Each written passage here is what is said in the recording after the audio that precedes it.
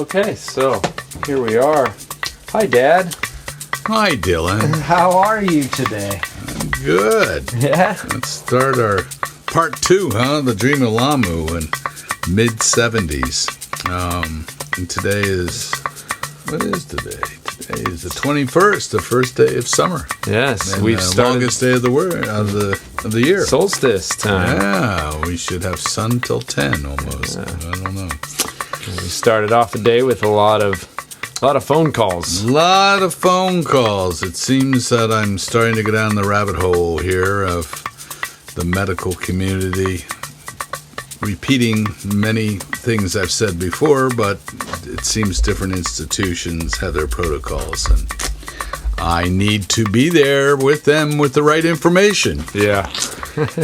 They still have my old doctor in, which was 2 years ago when he retired, but that's the way the system moves. Yeah, you have to have something dramatic happen before they get their files updated. You've told people to correct that about 20 times. Yes, and I've been getting to open up with friends and everybody about what's going on, so...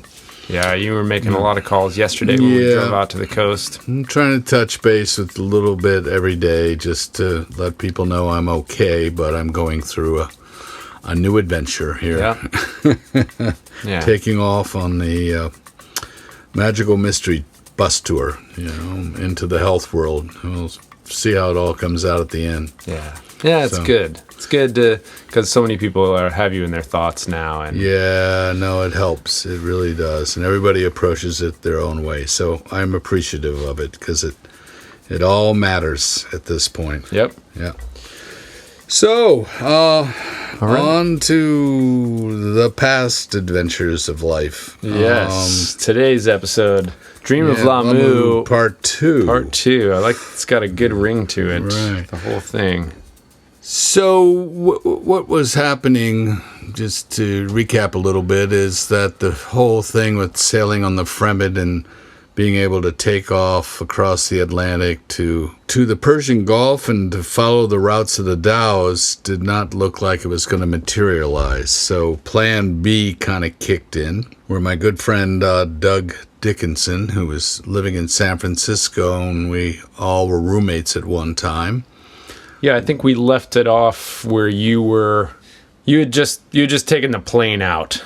You decided, oh man, the Coast Guard's on us. Yeah. These guys are, this is not looking good. And so you hopped on it. You said, guys, I'm out. They were a little pissed, but you said, I'm out anyway. And you went and flew back to the States. To the D.C. area.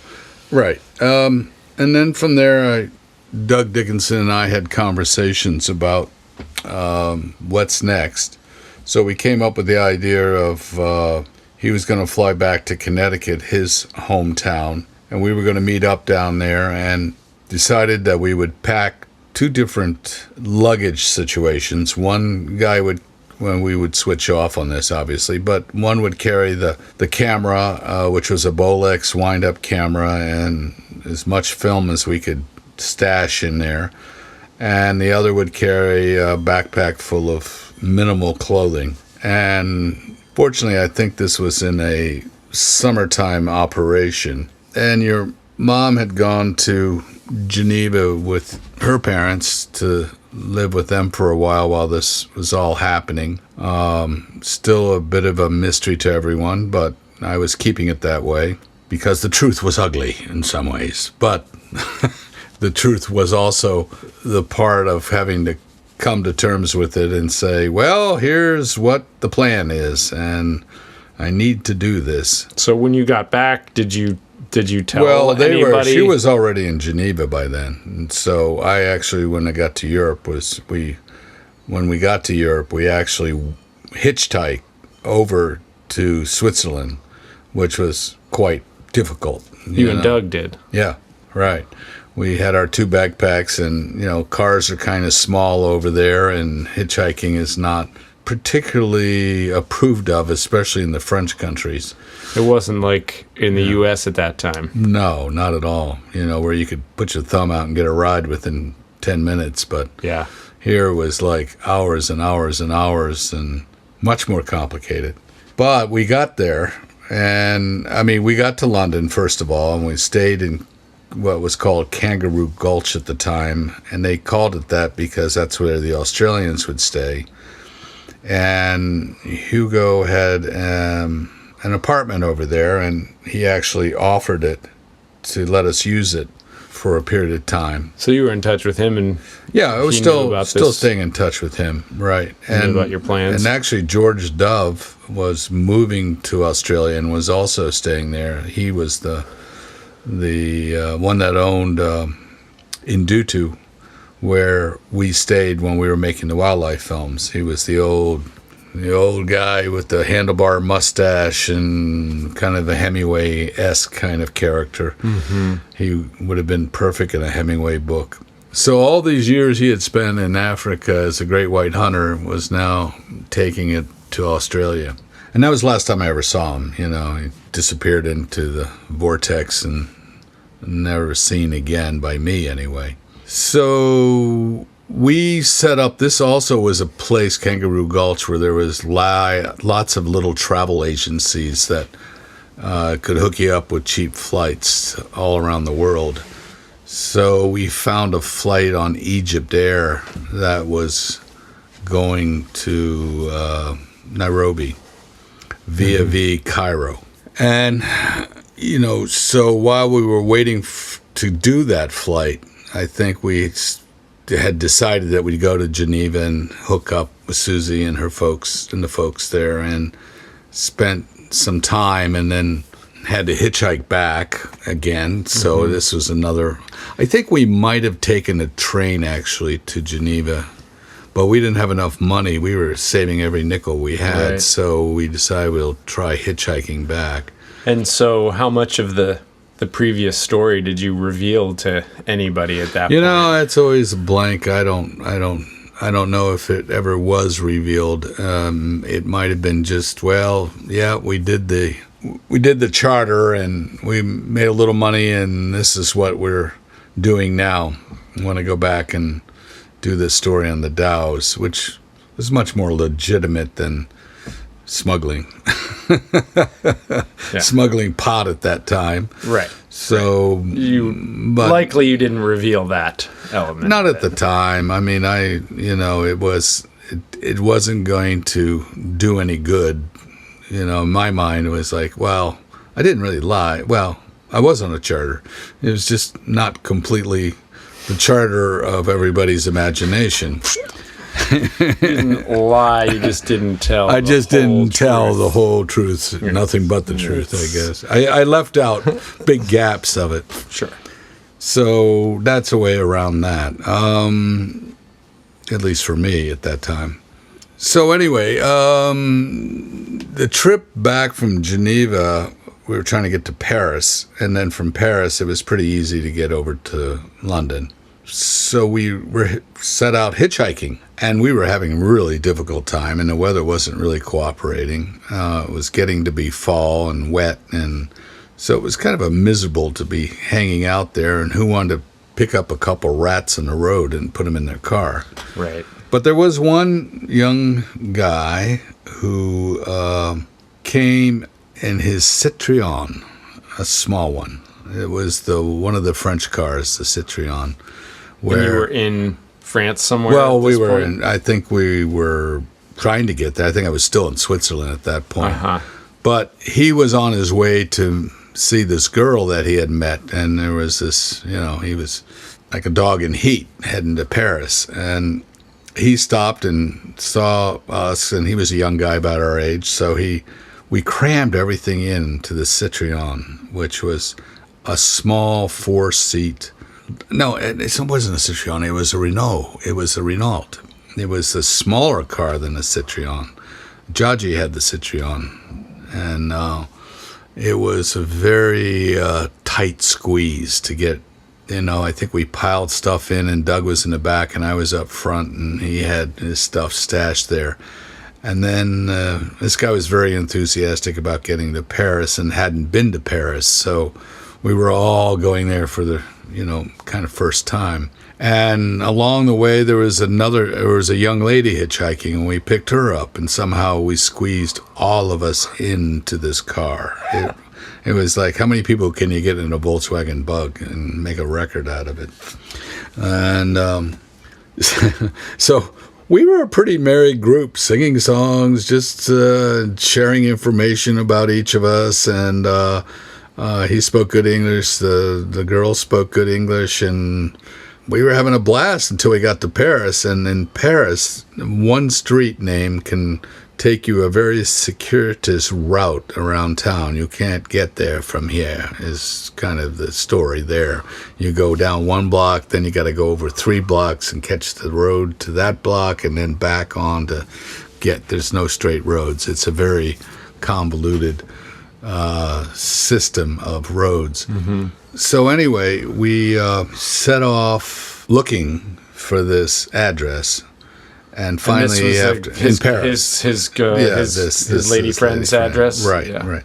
We finally found it, and by this time it was evening, and the girl had gotten out and gone her way, and somewhere along the line we had dropped her off, and I just remember sitting out front, and he said, "You're welcome to stay in the car," because we had nowhere to go, right? And here she is standing on the balcony, kind of this Romeo Juliet thing. Oh, my Lord, and they were going to go off and obviously have quite an evening. And we were going to have a very crowded evening sitting in this Renault. That's hilarious. It was. Hey, look, I'm going to be a while. You guys are welcome to sleep in the car. You're welcome to stay in the car for the night, which was very generous of him. That's amazingly generous. Yeah. And so we slept, as you can imagine, a very uncomfortable night in that thing, and would go off and just get some pâtisseries at a pastry shop. And the pastries in Switzerland and Paris and everywhere in France was just awesome. So we would load up on our carbs to keep us going. That's what... So just youth of our era did. It was practical question. Did he leave you the keys? No, he didn't leave. I don't know. He didn't leave the keys. And so if you left... I think he just left it open for us so we could get in and out. So all I remember is just that's where we stayed for. Can you imagine that now? Oh, no. Being like, I'll just leave the car open and let some random people sleep in it. It was a very different time. There's a very openness to, especially among young people. Older people, not so much, obviously. The French wouldn't want anything to do with you, but younger, more educated and hip kind of hippies of the time, which there were in France and all over the world, actually. So then we managed to get our way back to London and jump on this flight to Africa on Egypt Air. But what wasn't clear to us is that we'd be stopping in Cairo and waiting for another flight that would take us on to Nairobi, coming from the Mideast, I believe. Well, it just so happened that at that time there was a war between Israel and Egypt going on. Can't remember exactly which one it was at this time, but the whole city was in blue lights. There was constant air raid sirens going off. So it was pretty tense around the airport. Mm-hmm. And we're sitting and waiting for this flight into the night, and it was like being in a Humphrey Bogart movie where you're sitting around and these tables, these smoky tables with chai and these Arabs with their robes on walking through, and each one of them looked like they could pull a dagger out at any moment and get you, jab you. And we're sitting around just being very vigilant about our luggage and everything. And so somewhere about 1 or 2 in the morning, one of these guys came up to talk to all the passengers going on this flight that they were to come with him. No explanation, just come with me. So he's taking us to an exit, a passport control exit, and he collects our passports. And we all get on this little white bus, and he says, we're going to take you to a hotel room. The plane, it will not be here until tomorrow sometime. So we're going to put you up in a hotel room. And this was you and Doug and a few other passengers. Oh, yeah, people. Right. I don't know how many, but there was a few of us. It filled up a bus. A small one. I think it was two little buses or something. That they don't have big buses over there. So we all jump into these buses, and Doug and I are looking at each other and going, well, it's been good to know you. Who knows? Right. Who knows what's going to happen next? Kind of like my situation now. Who knows? And we drove through the city of Cairo, and I just remember, air raid sirens going off and blue lights, and the city is dark, and there are people bustling around in the streets in the middle of the night, seeming to take off for somewhere. And lo and behold, we go for, about an hour, I think we're on this bus. And we're going, where is this hotel? Well, it turns out they took us to a more modern hotel for tourists in Giza, where the pyramids are. And here it is at night. We can't see anything. And so they drop us off at this hotel, and we get a room, and we're pretty dog tired by this time. So we jump into bed and we sleep, and then we wake up. We're woken up early in the morning, get up. Come on, we have to get back to the airport. Yeah. And all of a sudden we're shaking the sleep off, and I pull the drapes and I look out, and there's the pyramids. Only time I've ever seen them, but I saw them. There they were. No time to go and visit or anything. It was get on the bus. This was not you're not going on a tour, dudes. You're going back to the airport. Did you start to feel a little better about the situation at that point? Yeah, once we got to the hotel. They're not taking us to they're not or hold us for ransom or anything. Or some sleazy hotel somewhere where they're going to take everything you had and leave you for, for want. But you know how your imagination works. This is the Pyramid View Suite. All right. We're going, well, this is a bonus. We didn't sign up for this one. So anyway, they get us back to the hotel, to the airport. And of course, we sit and wait and wait and wait. And sometime that evening, the airplane came in, and there was some other delay, because of air traffic and what was going on in that war zone at the time.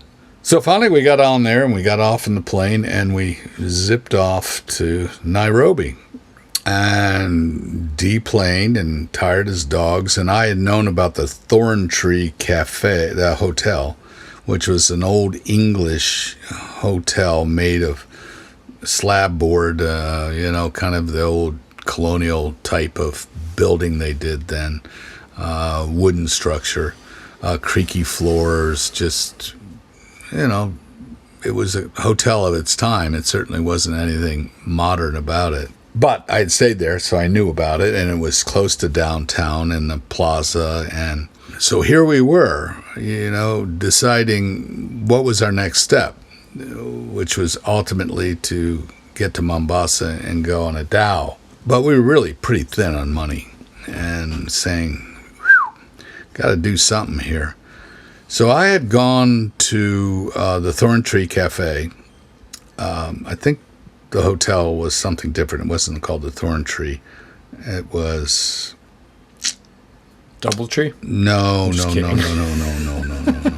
I can't remember. It was just an old English hotel now. The Thorn Tree was where you posted messages on a bulletin board. It was like the old-time internet. This is where you left messages. Hey, this is so-and-so and so-and-so, and meet us here on this date at this time, and we'll hook up. Because lots of people were going off in the bushes, and it was a pretty popular place for travelers. So I'm sitting there without Doug. I'm just by myself. I'd gone up there to check it. I think he was still sleeping the day away. And I'm trying to figure this out. And all of a sudden this guy comes out of nowhere. American. Comes up and sits down with me and goes, oh man, am I glad to see somebody I can recognize. You look like an American. I said, yeah, I am.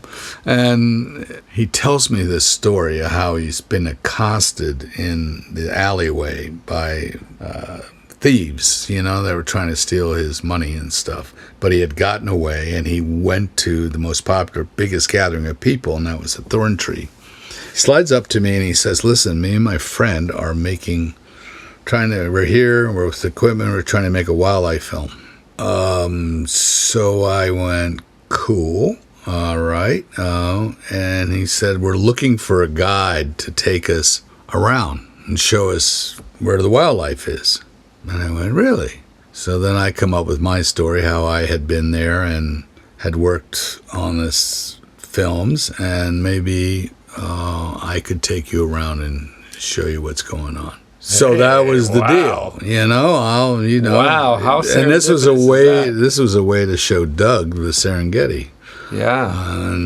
because he really wanted to see it before we went off to the coast. And I was saying, I don't know how we're going to do that, and we can't afford to rent a Land Rover, Right. and you're not going to hitchhike through Africa that way, and I don't think you're going to do well on a motorcycle either. So we need to find something else. So the universe provided. Wow. This guy came, he and his buddy, and they had this Land Rover, and it was set up, and they had filming equipment. So it was like, okay, yeah, let me show you around. And you felt confident to do that? Well, yeah, I'd spent 2 years in Africa. Yeah. I said I can probably get you down into Olduvai Gorge and all that, because I had worked with the parks people there, and they knew me, and I had a way in. I had connections. So, and I knew Mary Leakey from Olduvai, and Dutu was still going on, and I think that Hugo was back doing another film and stuff. So, bingo, we take off, and off we go on a safari. Wow, and they're were taking care of pay all you? the expenses, and they paid us some money, and that was exactly what we were looking for. that's what you needed to That's keep what the we journey needed going. to keep the journey going. So, Wow. So we spent, I think it was at least several weeks or more traveling. It was adventurous, but they were also a pain in the ass. They had their quirkiness that was annoying. And we had like anybody you meet and you don't know, it takes a little time before you understand Sure. who these guys were. And they were from the Detroit area, believe it or not. Oh, wow. They were from Michigan. Huh. And they had this dream of coming over to make wildlife films. So there they were, and there I was to help guide them through it. And I could speak a little Swahili, enough to get by on. So I was the perfect guy for them, and they were the perfect for me. Anyway, we ended up doing that, and then got back to Nairobi. So now it was time to go to the coast, down to Mombasa, where I was hoping that we could connect with the dhow and sail up to Laamu. So there's a train that goes between Nairobi and Mombasa, and it was pretty inexpensive when you're traveling third class. That's with the goats and everything else. You're just basically in a cattle car for, a couple bucks. Everything was like really cheap then. And one of the places I read this book was the Lines of Savo. And Savo was a stop along the way. The Lions of Savo. The Lines of Savo, Tsavo. And this was a story about when they were building the railroad back in the early 1900s. And Savo was one of the places they were building the line. And in there was a pride of lions that had turned out to being man-eaters. This was highly unusual because cats usually just eat a diet they like. But somewhere along the way, one of the lions had eaten a human being, so it developed a taste for human flesh. Wow. So the pride had started feeding on these humans, and the workers were getting attacked at night and pulled into Oh my God. into the bush, and and mauled and eaten. So there was a famous book called The Lions of Sabo, which documents that whole thing. Oh, wow. So we had to stop there, of course, and check that out. So this is the spot, I mean, it's not that they had a placard there or anything, but we just had to know about it. It was pretty wild story, because it was so unusual for lions to eat it. But look it up sometime. It's probably on the internet. Probably, more likely, like everything else is. And then we ended up in Mombasa, and Mombasa is a port town where goods for Africa would come in. It was a major port, and it's a big, sprawling, active place. It's just lots of activity, and we set up there for a while, and I went down to the port looking for a dhow. This is when I was young, and there was no fear, right? You just go out and this is your mission, and this is what you want. So you put it out there, and eventually it comes to you. And I met an old captain of a dhow who just happened to be getting ready to go to Laamu. Wow. And through an interpreter, I was able to tell him enough information that we were a film crew trying to make this documentary about dhows. And that we particularly wanted to get to Laamu because we understood there was some building going on of a dhow up there, and we wanted to capture it on film. And I'll never forget his face. He had this big, round face, very Arab, Africana looking, dark skin, but this beautiful smile with teeth. Mm-hmm. He just would, he was the Sinbad that you could imagine, with the white turban on and the white garb, and filthy, of course, because he was a sailor man, and all he had was one binnacle to navigate with that had a big bubble in it. A binnacle is a sailor's compass. Uh-huh. That was his way of navigating. No engines on this boat. This is all strictly sail. And the way they unloaded and loaded their cargo is they would come in at high tide, wait till the tide would go out, and then the boat would careen on its side, lay down on its side, and they would unload their cargo, and then they'd come back. Really? And then tip the whole boat. Tip the whole boat on the side, and then they would take off. And that was how it was done then. They didn't have wharfs and things like that, so they just used the natural elements. So there was nothing fancy, but the boats were incredibly sturdy, so that when they did tip them, they weren't doing any harm because they had a pretty rounded hull. So it would be just like, and they would just lie there. And they would lean, just sort of... And they had an anchor out. They would have it tied up on the No, they just pier? had an anchor out. There was no pier. It's just an anchor. And then it was on a beach-like thing. And then it would, when the tide came in, it would float again.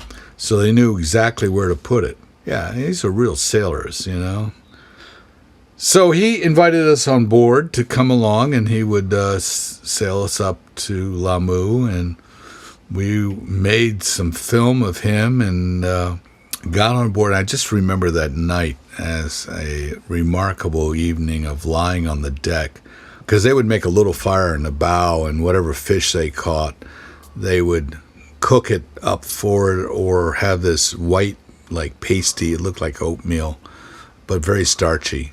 And they ate that with the fish, and that was pretty much all they had. They didn't have vegetables or anything. It was just fish and that, or whatever they had on board. So we sat out on the deck just looking at this incredible skyline, of stars, because it was so dark, there wasn't the dark continent, right? No lights or anything. And here he is just happily steering by the stars. This is how he... I think he had a sextant and he could look at it, but mostly he just knew where he was by the stars and the alignment and knowledge of the coastline. So it was a full overnight sail. It might have been actually 2 nights that we were on that boat and sailed up there, just lying on these bamboo decks, on top of the cargo.